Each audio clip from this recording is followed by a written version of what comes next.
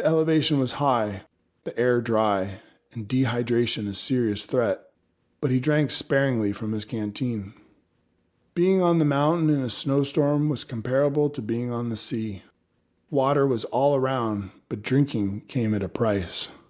Heating the snow required fuel, while eating it cooled a body's core temperature. He decided to push himself for longer distances, then take long breaks. He set a goal, a clearing not far up the mountain, where there was an old mine, discarded rocks thrust out like a tongue. When he was younger, he could have charged through the exertion, but now he acutely felt his age, his weight, and the degradation stress had caused on his physique and stamina.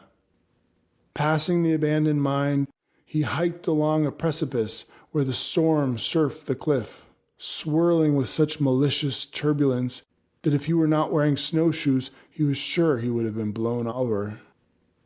Jace arrived at a fork.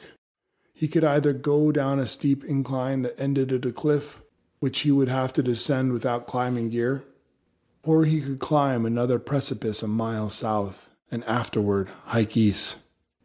I have no other choice except to take the cliff, he thought. He was there in a few minutes, and when he stepped toward the edge, he saw that it was not a long climb, but it was too far to jump safely. Jace zipped his jacket to his chin, tightened the laces on his boots. The cliff face was sheer granite with narrow toeholds. He took the first step. The rock was slippery, his boots were knobby. He gripped a pine root, took another step, lowered himself to the first foothold, and came eye level with the dog. Elway was studying him, lying in the snow, his body a cream-colored Rorschach. He was panting, a single drop of saliva dangling from the tip of his ham-colored tongue. The dog would find a way down by himself. He knew the trails well. Jace took another careful step downward, aware of every inch of his own exposure to the void. A gust came from the side, sanding his neck and cheeks with grit. He counted his steps. 1, 2. By the 11th step, he was assured by his own momentum. He found each step and toehold with ease. The rock was cold, and the tips of his fingers were becoming numb. He was moving too fast. He knew it. He still had at least 200 feet to go. He came to a crack as large as himself, but narrow enough to leverage his body. He pressed one boot against the side and ground his back into the rock.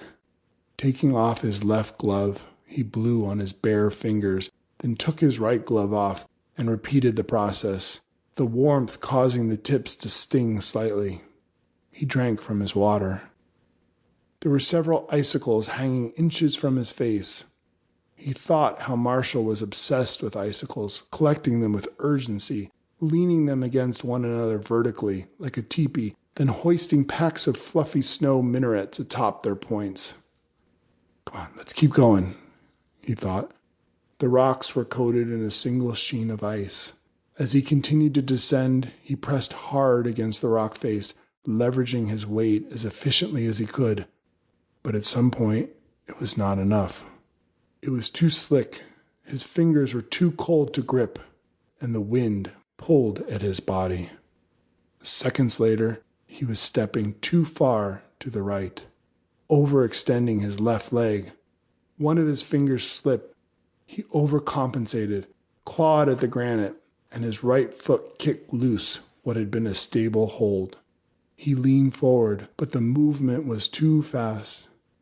Both of his feet were in the air. Wind filled his ears.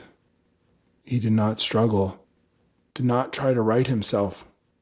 Why am I not fighting this fall?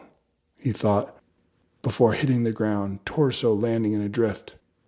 The impact snapped his head back, striking a snow-covered rock. The thud echoed in his skull.